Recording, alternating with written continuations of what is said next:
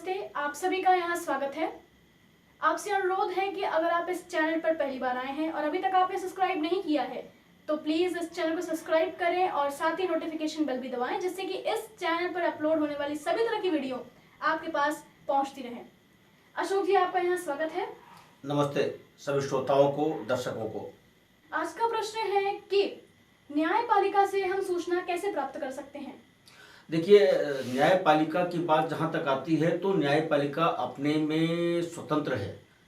इसका स्वतंत्र अस्तित्व है, इसलिए इसके अपने नियम होते हैं। जैसे अपना इलाहाबाद उच्च न्यायालय है, ये अपने पूरे जोन के लिए बनाएगी।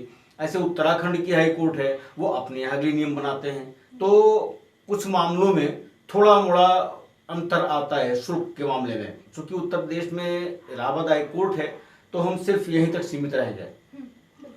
यदि आपको उच्च न्यायालय या उच्च न्यायालय के अधीन किसी भी न्यायालय से जन सूचना प्राप्त करनी है तो जैसे आप हर जगह जन सूचना आवेदन देते हैं, ऐसे ही आपको यहाँ भी जन सूचना आवेदन देना है। यदि आपका जन सूचना आवेदन एम्बिगुटी हुई या उस डॉक्यूमेंट के बारे में आपने नहीं उसको पर्टिकुलर स्पेसिफाई किया तो आपको नहीं मिलने वाली है। आपका पॉजिटिव होना चाहिए एटीट्यूड, लीगल वे में होना चाहिए। आप इसलिए नहीं एप्लीकेशन दे रहे हैं कि अनावश्यक रूप से दीवानी न्यायालय का जो स्टाफ है या जो मैन फोर्स अलग से उसके लिए करना पड़े, तो कुछ प्रतिबंध हैं।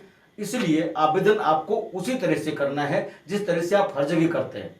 हर सरकारी काम में फीस लगती है जी, तो इसमें कुछ फीस का आप बता सकते हैं। बिल्कुल बिल्कुल। बिना फीस के तो अदालत में कोई काम ही नहीं होता, चाहे वकील साहब हो चाहे न्यायालय में हो, वहां भी कोर्ट फीस लगती है। तो जन सूचना आवेदन है तो यहाँ तो लगनी है। हाँ। इलाहाबाद उच्च न्यायालय ने जो नियम बनाया है, पहले 500 रुपए था, वो भी एक सूचना के लिए, लेकिन संशोधन हुआ बाद में और अब 250 रुपए शुल्क रखा गया है, यानी 250 रुपए शुल्क रखा गया है। लेकिन ये उसके लिए है जैसे कोई निविदा है, बोली का है, या इलेक्ट्रॉनिक मोड में फ्लॉपी डिस्केट एक्सेट्रा या डिवाइस में इलेक्ट्रॉनिक मोड में सेव्ड है, वो आप चाहते हैं तो उसके लिए 250 है। इसके इतर 50 रुपए का शुल्क रखा गया है, जो इलाहाबाद उच्च न्यायालय की नियमावली है। आप उच्च न्यायालय में भी ऐसे ही मांग सकते हैं। और जो इसके अधीनस्थ न्यायालय हैं, प्रत्येक जिले के दीवानी न्यायालय में वहां एक जन सूचना अधिकारी नियुक्त रहता है। तो जन सूचना अधिकारी के को आपको एड्रेस करना है, जन सूचना अधिकारी से आपको सूचनाएं मिलनी है। शुल्क की बात जहां तक है तो एक चीज और आती है शुल्क के लिए, 15 रुपए प्रति पेज। आप जब सामान्य रूप से और विभागों में जाते हैं सचिवालय को छोड़कर तो 2 रुपए प्रति पृष्ठ आपको देना होता है, लेकिन यहाँ 15 रुपए प्रति पृष्ठ आपको देना पड़ेगा। जन सूचना अधिकार अधिनियम के अनुसार हमें एक विशेष कार्यालय में ही अपनी सूचना का एप्लीकेशन देना पड़ता है। जी हाँ, उसके बाद फिर 30 दिन का आपको वेट करना पड़ेगा। यदि किसी न्यायालय से संबंधित है, न्यायालय मुकदमा चल रहा है या उच्च न्यायालय मुकदमा चल रहा है, किसी ट्रिब्यूनल में पेंडिंग है, यानी जुडिशियल साइड से अगर रिलेटेड है तो आपको ये जन सूचनाएं नहीं मिलेंगी।